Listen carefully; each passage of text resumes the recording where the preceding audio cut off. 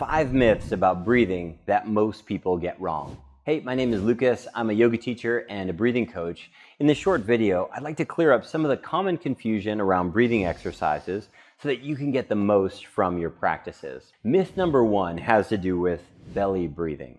You'll hear people say that the only healthy breath is a belly breath, and that if your chest or your shoulders move, that something's wrong, that something's dysfunctional.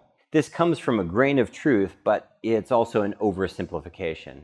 In a seated position like I am now, if I'm doing a full yogic breath, of course, the majority of the work happens from my belly, my diaphragm, my main breathing muscle. Let's say maybe 80% of the work is happening from my diaphragm. However, a full yogic breath, traditionally as well as right now, also involves my intercostal muscles, the muscles between my ribs. They contract to create a little more space here for air to come in. It also involves what are referred to as your accessory muscles of your chest, your shoulder, and your neck. And they contract to lift your collarbones, your clavicles, just a little bit. And then it reverses. Your clavicles drop, your intercostals relax, and your diaphragm relaxes up. Now, where this myth comes from is that our diaphragm is often weak and uncoordinated in the same way that maybe your biceps are weak and uncoordinated. Like any skeletal muscle, it can atrophy from lack of use. We can train our diaphragm, and we often do. Perhaps you've done belly breathing practices. I teach these, they're commonly taught, they're very, very helpful. Where you can get into trouble is if you see a friend or a relative and their chest or their shoulders are moving, and you automatically assume they're a bad breather or that something's wrong. That's not necessarily true.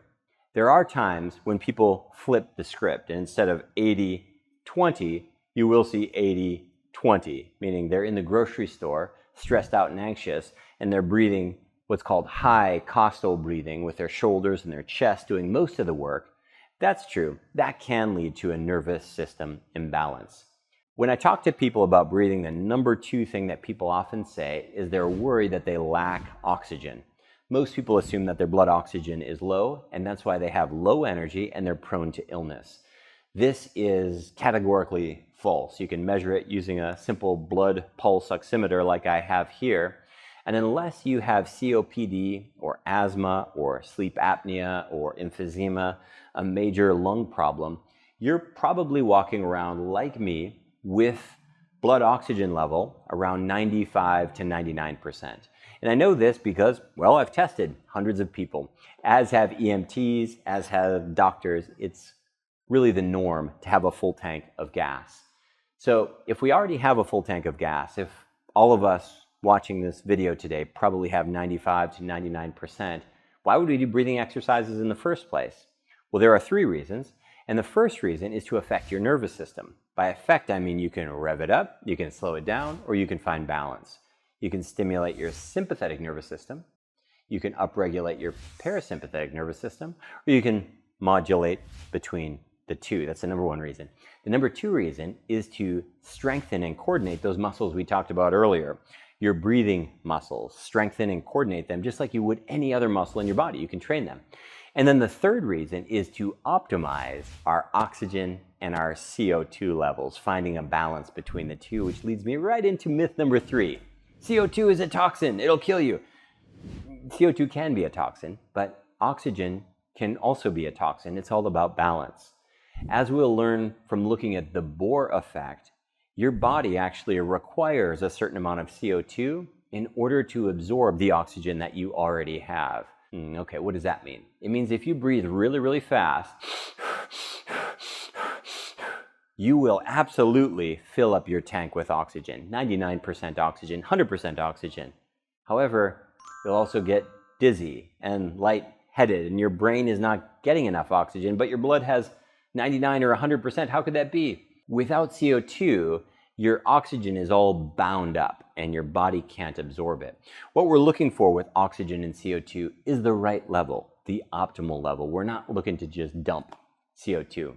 Before I move on to myth number 4 and myth number 5, just a quick announcement. I publish science-based yoga videos once a week. If you find this video valuable, if you'd like other breathing practices and science-based yoga videos, hit subscribe down below. Myth number 4 has to do with athletic performance, and this is a strange one. But there's a pop health rumor that if you want to win races, end up on the podium, and win Olympic medals, you should be breathing only through your nose. In fact, some people even claim that Eliud Kipchoge, the marathon winner, record holder, breathes through his nose.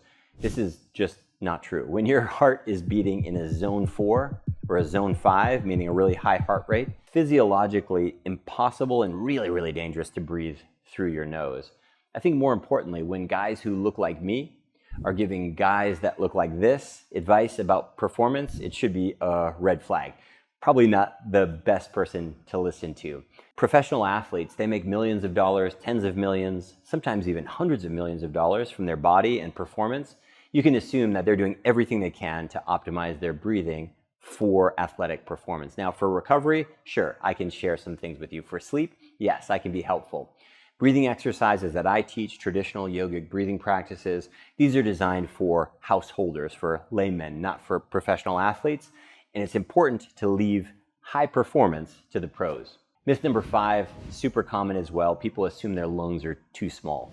They assume they need to breathe to increase their lung capacity. Like they want to build biceps, people want to build their lungs, but that's not how it works. Your lungs are not skeletal muscles. Your lungs are an organ, and you can move the needle a little bit in your lung capacity, but not so much. Most importantly, it's not so necessary. If you imagine your lungs as 2 upside-down trees with the trunk and then the branches progressively smaller, they're called bronchioles, dead-ending into little teeny tiny oval-shaped sacs called alveoli. This is where the gas exchange happens with the capillaries. These progressively smaller branches, little alveoli, there's 500 million of these little sacs, so much surface area that were we to open them up and spread them flat, they would cover about half a tennis court, about 100 square meters. Why am I sharing all this with you? Because you probably already have enough. You've got plenty. You've got more than enough. The name of the game with breathing exercises is not to expand your lungs. The name of the game is usually about making the most of what you've got, which comes back to what we talked about earlier, strengthening and coordinating the muscles of respiration. It comes down to balancing oxygen and CO2, and it also comes down to choosing breathing practices that give you the desired outcome. If you imagine your autonomic nervous system with 2 branches, your sympathetic fight or flight, your parasympathetic rest and digest, we're constantly toggling between these, and they're both really important for our life. What breathing practices allow us to do is get rid of the autonomic, the auto part of this response, meaning it's like having an automatic car that we can suddenly switch to manual. Using breathing practices, we can override the automatic response. We can help our body to fall asleep, or we can help our body to prepare for exercise or wake up in the morning. This is the real power of breathing exercises that often get lost with all of these myths.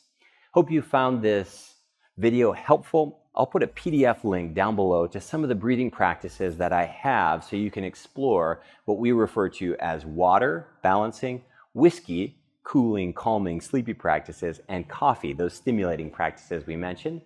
If you have questions or comments, I'd love to hear from you down below. You can find my teaching calendar at yogabody.com. And as I mentioned earlier, to support my work and also to get updates for future videos, hit subscribe down below. Thanks for joining me, and I'll see you in the next video.